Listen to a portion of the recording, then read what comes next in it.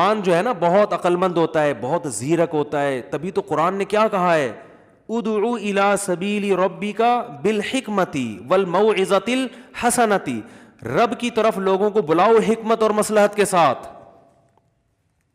حکمت اور مصلحت کے ساتھ.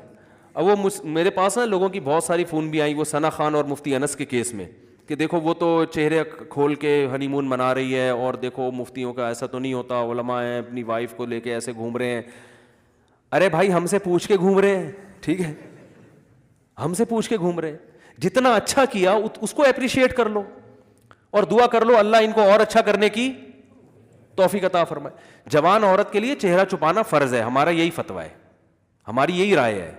لیکن ایک عورت جو ڈانس کرتی تھی اس نے اسکارف اگر لے لیا تو یار شکر ادا کرو نا اس پہ, ٹھیک ہے نا, شکر ادا کرو, چلو اتنا تو کر. اگر وہ اسی ماحول میں ہوتی پھر شادی کرتی تو پھر کیا حالات ہوتے ہیں, پھر تو شراب کباب چلتی, جو ایکٹروں کی جب شادیاں ہوتی ہیں تو شراب کباب چلتی ہے. اب آپ اس پہ دیکھو کوئی مولوی گھرانے کی کوئی باپردہ خاتون ہو, وہ ہنی مون منا رہی ہو جو ہے نا وہ چہرہ کھول کے, اس پہ ملامت کی جائے گی, بھائی آپ ایک تو باپردہ گھرانے میں پیدا ہوئی, آپ کو تو آپ کی تو آواز بھی کبھی کسی نے نہیں سنی, آپ کیوں ایسا کر رہی ہو. لیکن ایک خاتون اگر ایکٹریس ہے اور وہ جو ہے نا اس کی یہ وہ اگر اس اسٹائل میں شادی کرتی تو ان کی شادیوں میں تو شراب کباب چلتا ہے, ان کے تو بہت کچھ ہوتا ہے. تو ابھی یہ دیکھنے کا ہے کہ کیا کیا نہیں ہو رہا, سمجھ میں آ رہی ہے بات, حکمت اور مصلحت کا تقاضا کیا ہے, رب کی طرف دعوت دینے کا طریقہ کیا ہے, اس پہلو کو دیکھا جائے کہ کیا کیا کون کون سی برائیاں نہیں ہو رہی. تو ہر شخص کو ایک نظر سے نہیں دیکھا جاتا, ایک نظر سے, وہ کہتے ہیں نا ایک ہی لاٹھی سے نہیں سب کو ہانکا جاتا. تو اس لیے میں کہتا ہوں جو جو جو جو فلم انڈسٹری سے جن لڑکیوں کا تعلق ہے, جو شوبز کی دنیا سے تعلق ہے, تو ہم ان کو تھوڑی کہتے ہیں کہ یار آپ چہرے کا بھی پردہ کرو, ہم کہتے ہیں بھائی آپ اسکارف بھی لے لو, چہرہ اگر کھول بھی لیتے ہو تو بھی غنیمت ہے آپ کے لیے. جو ڈانس کر رہی ہے اسٹیج پہ آ کے, اس کی پوری باڈی نمایاں ہو رہی ہے لوگوں کے سامنے, اگر وہ اپنی باڈی کو کور کر کے چہرہ کھول لے, گنجائش سے فائدہ اٹھائے کہ جی فقہا کا اختلاف ہے اس مسئلے میں کہ چہرے کا پردہ ہے یا نہیں, اس میں فقہا کا اختلاف ہے, تو اس اختلاف سے اگر وہ فائدہ اٹھا لے تو اس کو اپریشیٹ کیا جائے گا, اس کو آپ اس نظر سے نہیں دیکھیں گے ہر ایک. اور یہ نبی صلی اللہ علیہ وسلم کی بھی سنت ہے. دیکھو اسلام میں بھی حکام تدریجاً آئے ہیں, ایک دم سے شراب حرام نہیں ہوئی ہے, اور اب سب شراب پیا کرتے تھے الا ماشاء اللہ, تو اسلام نے شراب کو آہستہ آہستہ حرام کیا ہے. پہلے اسلام نے حکم یہ دیا قل فیہما اسم کبیر ومنافع للناس, کہ شراب پینے میں نقصانات بھی ہیں فائدے بھی ہیں, لیکن اس کے نقصانات اس کے فائدوں سے زیادہ ہیں. یعنی اس کو جو ہے نا وہ کیا جا رہا ہے, حوصلہ شکنی کی جا رہی ہے کہ اس کے فائدے مت دیکھو, اس کے نقصانات دیکھو. پھر قرآن نے حکم دیا یا ایھا الذین آمنوا لا تقربوا الصلاۃ وانتم سکارا, اے ایمان والو نشے کی حالت میں نماز مت پڑھو. اللہ کی عبادت کر رہے ہو نشے کی حالت میں, اس میں بھی صحابہ کے دل میں نفرت بٹھا دی. حرام نہیں کیا شراب کو, لیکن بتا دیا کہ کم از کم نماز کو تو اس گندگی سے پاک رکھو نا, نماز نشے کی حالت میں نہیں ہوگی.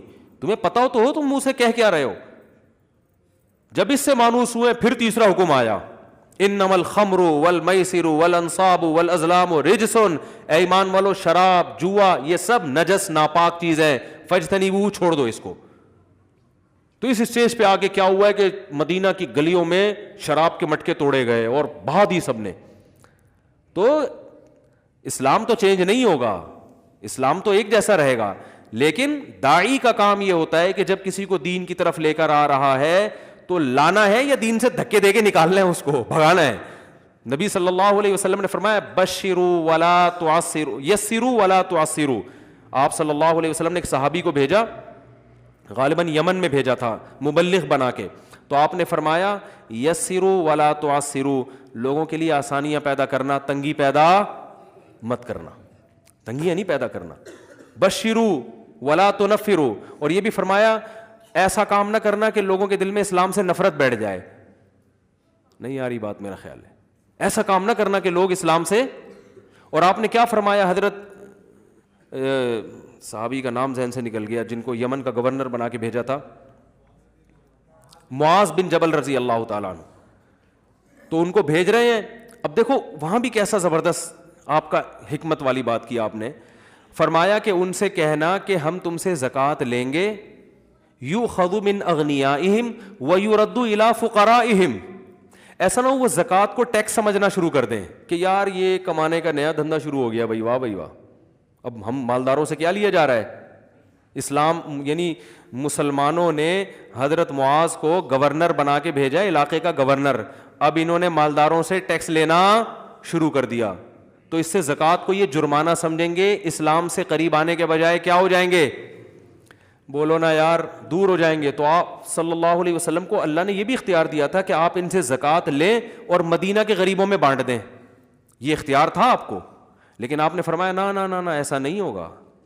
ان کے دل میں وہم ہو سکتا ہے کہ ہم ان سے زکوٰۃ اپنے فائدے کے لیے لے رہے ہیں، اپنے غریبوں، اپنی قوم کے لیے. فرمایا حضرت معاذ کو ان سے کہنا کہ جو زکوٰۃ اسلام کا فریضہ ہے نا وہ تم سے لیا جائے گا، تمہاری ہی قوم کے غریبوں میں بانٹا جائے گا. کتنی مصلحت ہے یار، کتنی حکمت ہے. یؤخذ من اغنیائہم، ان کو بتا دینا تمہارے مالداروں سے لے کے تمہارے ہی غریبوں کی طرف لوٹائی جائے گی، تمہاری قوم کو فائدہ پہنچانے کے لیے، یہ ہمارا فائدہ نہیں ہے اس میں. اور حضرت معاذ ابن جبل جو تھے ان کو بھی آپ اپریشیٹ کر رہے ہیں. کیسے اپریشیٹ کر رہے ہیں؟ کیونکہ اب ان کو اپنے آپ سے دور کر رہے ہیں نا. یہ تو چاہتے تھے مدینہ میں نبی کے ساتھ رہیں، ان کو یمن بھیج رہے ہیں. تو اب مبلغ کو بھی تو موٹیویشن چاہیے نا کہ بھائی میرے ذمہ اتنا مشکل کام. تو ان کا ہاتھ اپنے ہاتھ میں پکڑ کے فرمایا چاہنے کے لیے، یہ ہمارا فائدہ نہیں ہے اس میں.